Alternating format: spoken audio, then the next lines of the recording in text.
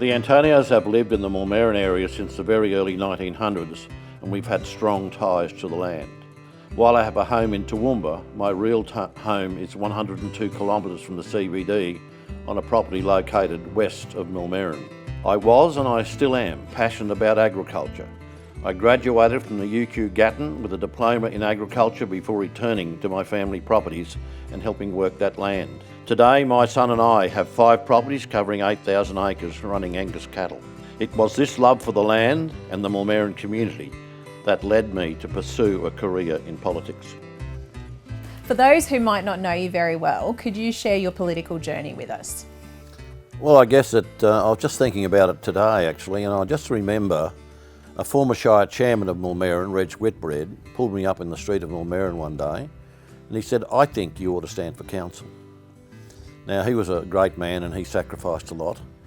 But on the first council I was involved in, there was a gentleman called Viv Saul as the Shire Chairman. He was absolutely outstanding. If ever there's a prime example of someone who loved his community, who gave a lot to his community for the greater good and sacrificed a tremendous amount to do just that, it was Viv Saul. So in 1982 I joined the council. I was lucky enough to be elected, and I've been elected every term since. In 1997 I was elected the Deputy Mayor of Millmerran, and in 2000 I was elected the Mayor unopposed. In 2004 I was re-elected again unopposed. And of course then in 2008 along comes the amalgamation, and I think at that very early stage there were people from every Shire Council elected that were involved in the 8 different councils. And I was pretty happy to be part of that, very happy indeed to be part of that. But it was a massive change, and since then there also has been a massive change in the way councils operate. So why do you think that you were the right person to lead Millmerran Shire Council and subsequently Toowoomba Regional Council? Well, you'd be better off asking somebody else that, I think, because I've had Millmerran Council when I became the Mayor. As I said, there were 2 terms that were unopposed. I had the good fortune of topping the vote in the first council election in Toowoomba, and the margin was a very strong margin. Then when I stood for the mayoralty against the incumbent, I was fortunate enough to get just a little below 50% of the vote, which was well ahead of anybody else. So you'd have to ask the people of Toowoomba why they elected me. The 2 elections since then have been absolutely outstanding. One was well over 80% and the other one was sitting around about 80%. So I can't complain about that, and I've got to be thankful that I've got the support that I have, broadly speaking, in the community. So when you were running for election for Millmerran Shire Council and Toowoomba Regional Council, what was the platform that you based your campaigns on? I was just myself, and I think I come from a farming and private enterprise background. I think there's a degree of respect for people who have a steady hand on the wheel, and I think I've had a steady hand on the wheel. I want to make sure that the people who I work with, the people who I depend on, the staff of the organisation, feel comfortable to work for us. And that's the important thing. That's probably the critical thing that I bring forward. So 41 years in local government is obviously a very long time. What's kept you inspired and motivated all this time? Doing things for people, listening to people and being able to support them in what they want to do. You mentioned that part of the reason why you like what you do is engaging with the community and stakeholders and chatting with people. Would you say that's a big important part of your role, and why that's so important? I work very hard not to pretend that I'm someone other than who I am, and I'm Paul Antoniou, the farmer who comes from right here at Baramble, Millmerran. But in saying that, I think you've just got to be yourself, you've just got to work hard. If you try to be someone other than who you are, you'll stuff up. Given your extensive career in local government, you've obviously achieved a lot during this time. Could you give me some examples of projects that were major highlights in your time? Well, I guess the first lesson of my life was when I was the chair of the Millmerran Centenary Celebrations Committee.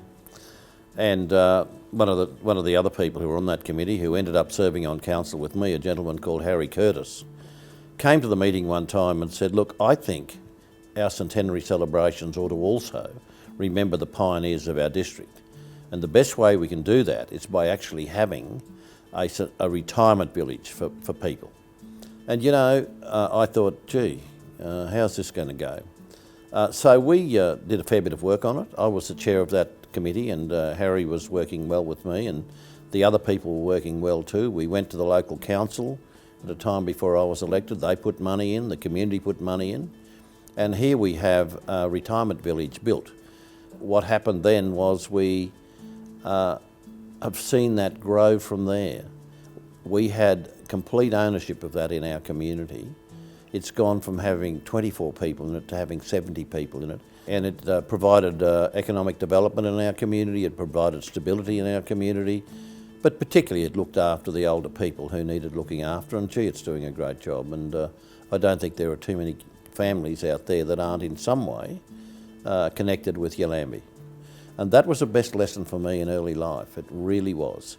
That, and it was some years before I'd stood in the council that it all began. And a year after the centenary celebrations, I nominated for council. The South East Queensland Council of Mayors, can you just tell us a little bit about it and how it started and what your involvement is? Well, I think Campbell Newman would have been the person who started it, and I became engaged in 2012. Certainly had the privilege of working alongside Graham Quirk, who I find to be a most inspirational human being. Anyhow, initially, here I was sitting around a table with all these city mayors who, and I'm a country boy, so I thought, gee whiz, how am I going to fit in here? It probably took me 6 months to settle into the job, but when you see a leader like Graham Quirk, who was so capable of bringing people together, just with a common cause, it's a tremendous opportunity for Toowoomba to be recognised. And Toowoomba is different to Ipswich, is different to Logan, is different to Sunshine Coast and Redlands, a whole lot. But we work together as a team. And that inspired me to start the Darling Downs and South West Council of Mayors. In 2015, the Local Government Association's annual conference was in Toowoomba. I got the mayors together, it began, and it's working far better. And of course, now we recently had a meeting out in St George. And the way that the mayors are working together, the way they're doing things, the things they're doing together, it's not as formal as ComSec, but it is a successful group of people who are working together with a common cause, covering a quarter of Queensland's land area, a quarter of the beef herd, 70% of the grain production, and many, many other things. So we've got a lot in common. So what is something particularly exciting that the group is advocating for at the moment? Well, we're doing studies working with CSIRO on transport links and that sort of thing that will identify the roads that need doing as quickly as possible. It will identify that. We're working on rail lines and getting the rail lines functioning again out into the west. We know that freight task in this nation will treble by 2050. We must do something now about getting rail going, and that includes, of course, inland rail, because we do need to make sure that we can move our freight around, and there's a big freight task between Melbourne and Brisbane, and that has to be identified and sorted out. When asked about legacy or successful projects you've been involved in throughout your career, the Millmerran Power Station is one that you regularly mention. Obviously, it was a huge project for the area, so could you tell us a little bit about it and what your part was? Well, it's an interesting journey because the Mayor of the day, George Essie, who was an amazing leader, he had a pecuniary interest. I was the Deputy Mayor, so I got thrown into it straight away, and it was a very interesting journey. I will never forget the night in the Cultural Centre in Millmerran where they had an environmentalist called Texas Jack who came over to tell Millmerran not to have the power station. Now I was nervous because I was there to represent the council and their attitude was, yes, the power station would be good for us and yes, we want it. So Texas Jack had a bit to say and there were 400 people in the Cultural Centre. And then nobody clapped for Texas Jack. And then when I spoke positively about it and they all clapped and cheered madly. So it was very obvious that Texas Jack had come to the wrong town for the message that he had. Millmerran wanted the power station. High tech, and it's one of the modern coal-fired power stations in Queensland, and I'm proud to have been part of that journey. As you know, 59% of residents in our region have a culturally diverse background, and we became a refugee welcome zone in 2013. Can you explain how this project came to be? Well, we were seeing refugees coming here. We were hearing the stories about refugee welcome zones, and I think it was a very logical step forward. When you look at what's happened here in recent years, the number of people who've come to Toowoomba, and they've come here because Toowoomba's such a caring community. Take the example of what happens at Humeridge Church, where there's heaps of school teachers who give time after school to give extra tutor to the young Yazidi children who need that tutoring. We're very proud of the fact that we do welcome refugees here. I have heard the stories of the early days of Toowoomba, where there was Irish Town, Chinatown, German Town, many other towns where people didn't come together. People are coming together now, and this community has stepped up, and they're looking after those who need looking after. And I think we've got a lot to be proud of and a lot to be thankful for, just to live here for a start. The project itself, you often mention it when talking about your successes or initiatives that you've been part of. Why do you feel so passionately about? Well, I think those people are no different to my forebears. Australia and Toowoomba as a city, we're a place of opportunity for people to make a brand new start in life. And when you talk to some of these beautiful young people who would have had a terrible time if they stayed in their home country, I'm so passionate about bringing them here and giving them a chance to have a really good, fulfilling life. We in Australia have a lot to offer, and I'm delighted. I think these people will make great Australians. Another side to this as well, you often attend citizenship ceremonies as well.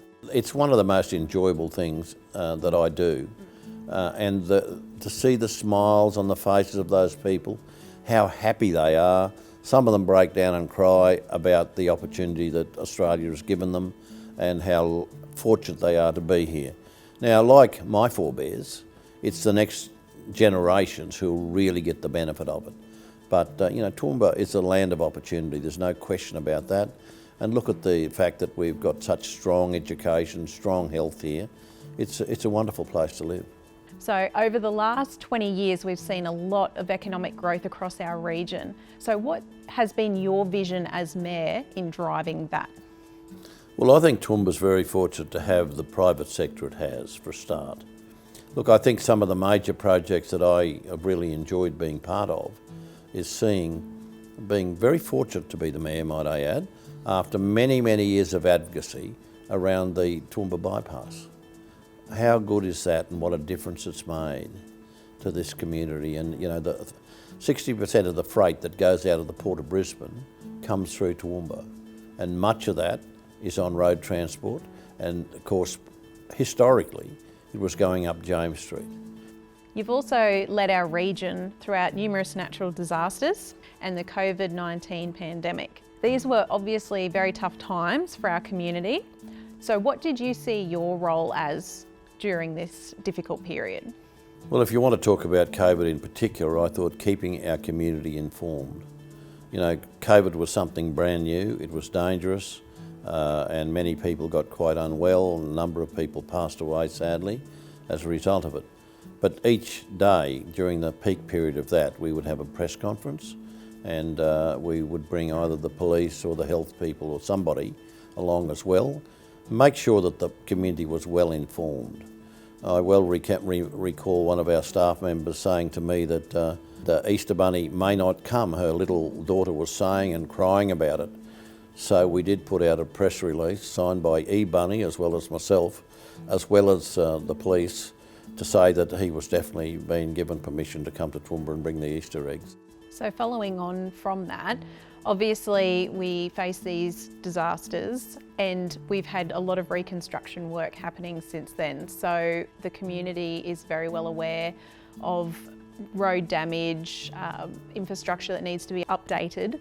So you would have been part of driving that project forward, ensuring that these issues were addressed. Well, you know, there's two elements to these sort of incidents. One, there's the practical, knowledgeable people who come forward and plan it all and make sure it happens. And people like myself have got to play the political side of it, and that's our role. But we did very, very well out of the recovery in the 2011 floods. We got a lot of money to do that. We got a lot of money for the mitigation work, and we're very thankful for that. In saying that, I think you'd find that we still have these incidents. We still have these high rainfall events. We still have bushfires. We still have all those things. And we've got to be very mindful, and a lot of work is going into extra preparation for any of the outcomes of possible floods or fires or whatever it might be. A lot of work is being done by our people, as well as the emergency management people right across this community.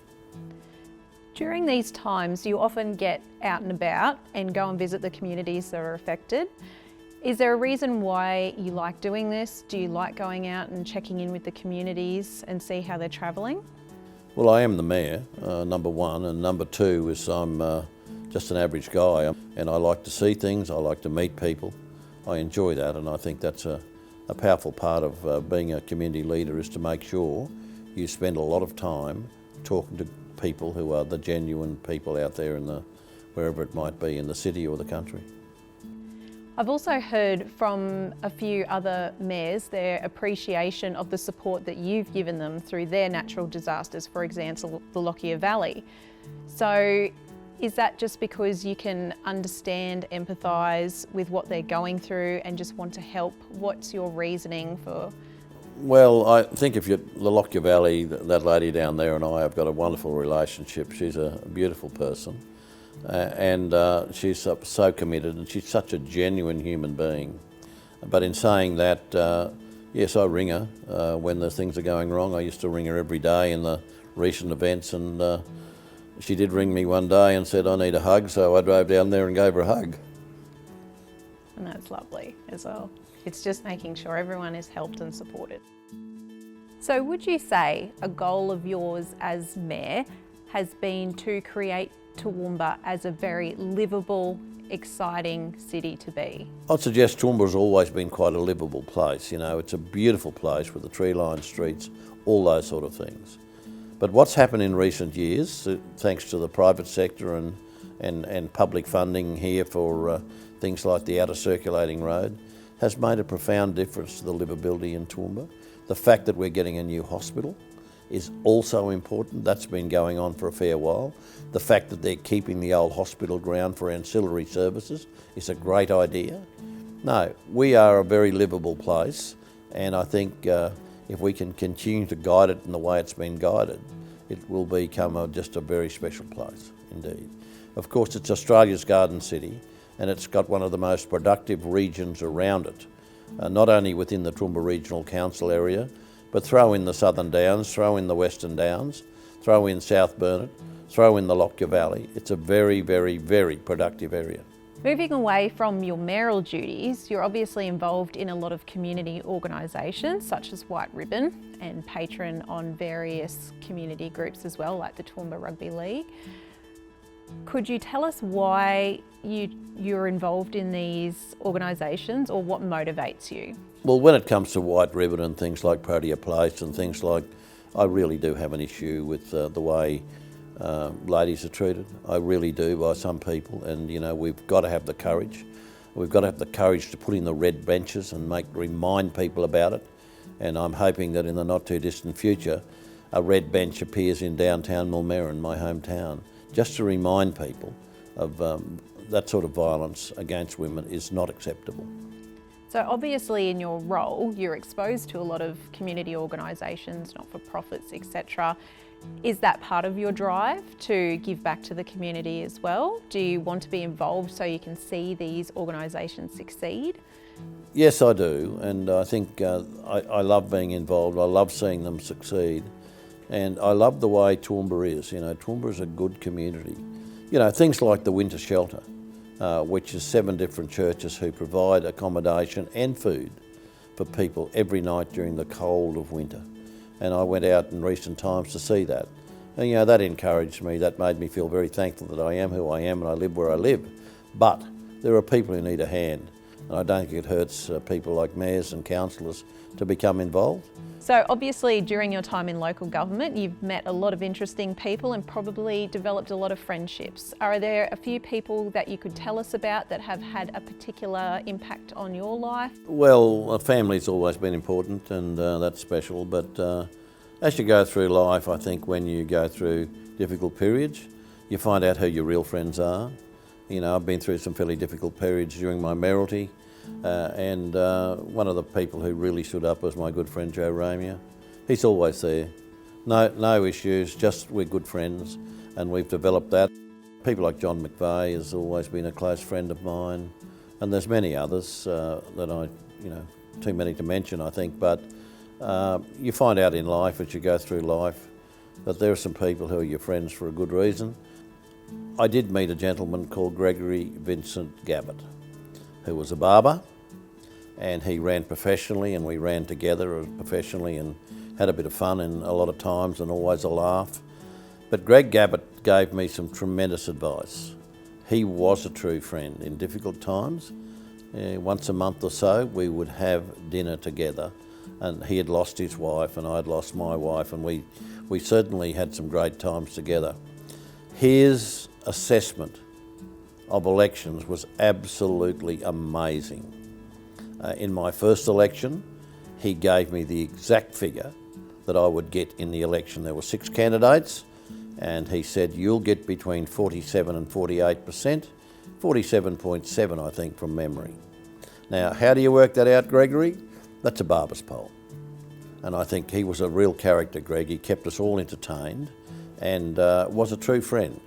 Mayor Paul, are you proud of the opportunities that you've provided for the future? Yes, I am very proud of it, but of course it just wasn't Paul Antonio. There's other people around the table, and they've all had ideas too, and we've worked together to make sure we know the pathway forward that's in the best interests of this community. We do not want to lose any livability. We want to make sure that we have that private sector bouncing around vibrantly, and we want to make sure that we proceed in the future in a special way. Toowoomba deserves it. It is a special community. There are none like it, I would suggest, in Australia, and it's a great place to be.